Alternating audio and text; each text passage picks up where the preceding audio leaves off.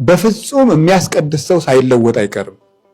በአንድ ጊዜ ደግሞ ቢለውጠንሳ ለሰው አናዝን፣ ትዕቢተኞች እንሆናለን። ስለዚህ በራሳችን ጥረን ግረን ተጋድለን ከክፉ ምኞቶቻችን እንድንላቀቅ ለራሳችን ይተወናል።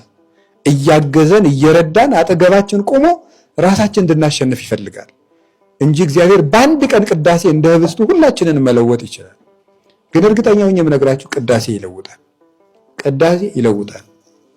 እውነት ለመናገር ስንፍናው ባይኖር፣ ሀኬቱ ባይኖር፣ ድካሙ ባይኖር በሶስት ቀን እንኳን ብንቀበል እንዴት ወዲያው እንደምንለወጥ እግዚአብሔር ነው የሚያውቀው።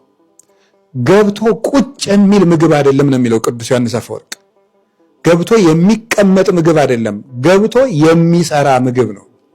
የሚያጥብ፣ የሚያነጻ፣ የሚያጠራ፣ የሚቀድስ፣ የሚያስጌጥ፣ የሚያከብር፣ ነውሩን አጥቦ የሚጥል የኢየሱስ ክርስቶስ ክቡር ደም ነው።